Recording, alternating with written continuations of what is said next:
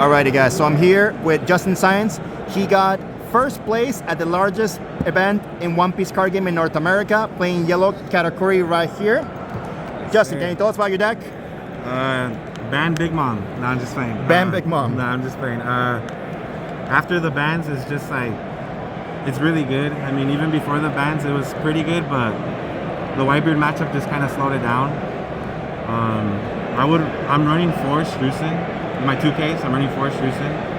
And some people cut Strusen completely out, but I like him for the Law matchup, and specifically, as well as some of Crocodile players, they play the 1-drop Law.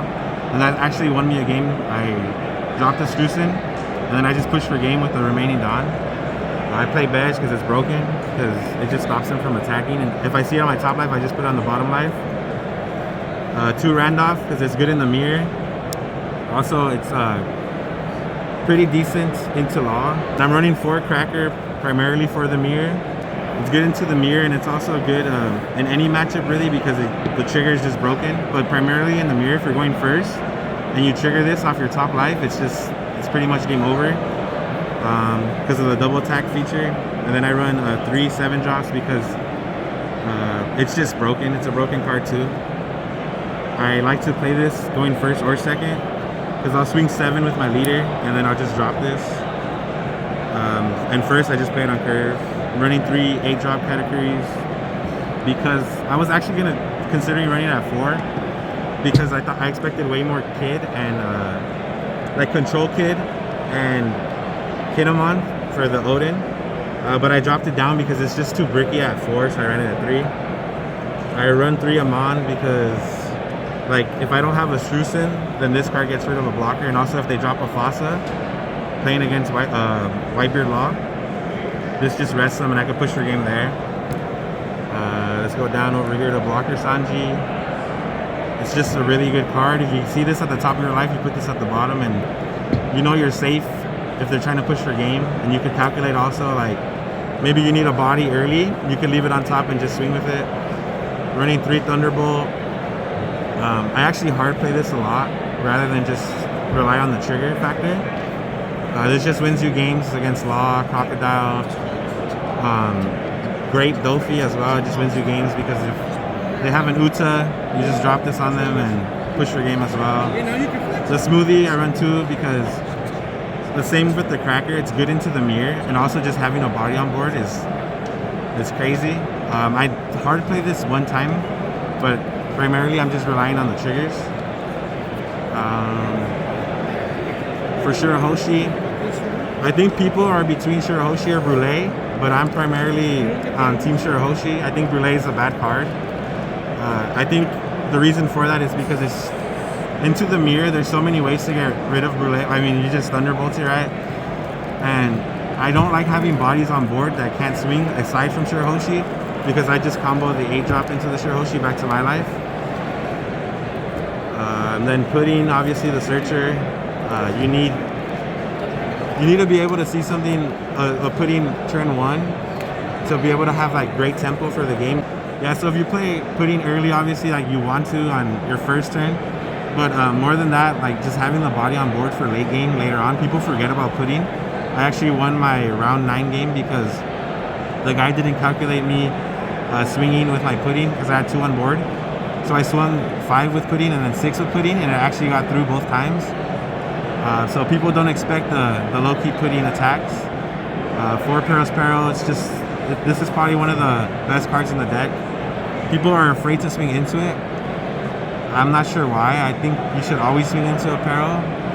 The hand advantage obviously matters. You don't want me to find a 10-drop, but having a body on board that's just constantly swinging, basically it takes cards out of your hand, and all you're doing is giving me 1 card. Obviously you don't want to give me my curve, a 10-drop or 7-drop or 8-drop, but just having the body on board constantly swinging at life is just so important. So even in the mirror, I'm swinging into Perospero as soon as it's rested. Obviously the 10-drop that everybody wants banned. The card is really good, obviously. I didn't really play it too much this weekend, surprisingly. I relied more on the 7-drop. The 10-drop, just basically when I played it, I was already so ahead in tempo that it was just to make sure I was safe the next turn to have an extra life. When I played against the finals, they actually dropped 2 10 drops on me. Or I'm sorry, the semifinals are round 9. And I only had one. I didn't have one on curve, and I was going second. So, I mean, the card's good, but it doesn't guarantee you a win, not even in the mirror.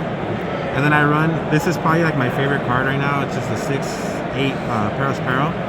I run it at 3. It's just good into almost every matchup spread right now. Even before the ban, it was good into Whitebeard. It's good into Law. It's super good in the mirror.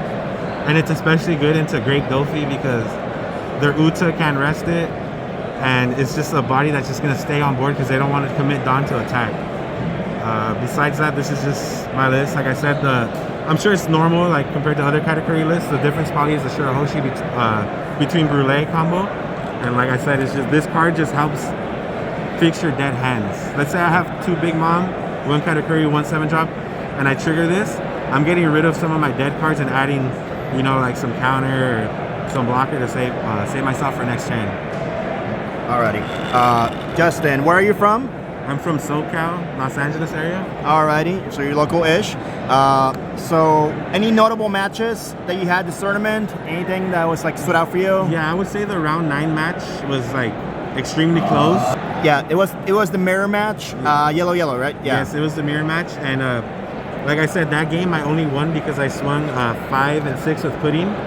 That's the 5 and 6. Okay. Yes, I started off with swinging 9 with leader. He had 2 life left, and he had 4 cards in hand, and he countered out of the 9K, and he only had 1 card left in hand. So I needed my 5K swing with Pudding to go through in order for me to win that game. And Alrighty. basically, that was a notable match because I feel like I should have lost. If he didn't counter out of the 9K swing, he would have been able to guard out of the 5, and then the following 6, and then the 12 with the big one. Final question. Do you face a variety of decks throughout this tournament, or do you see the same deck over and over? Like mirror matches, or? I actually went through the gauntlet. I seen like almost every like meta deck that you could see. I seen Grape Dolphy, Kid, Queen, Crocodile, the mirror match obviously, and then Law.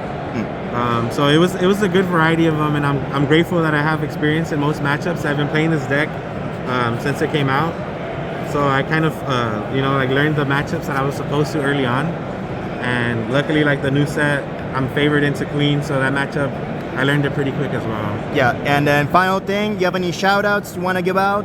Yeah, for sure. Shout out to Perfect Rares.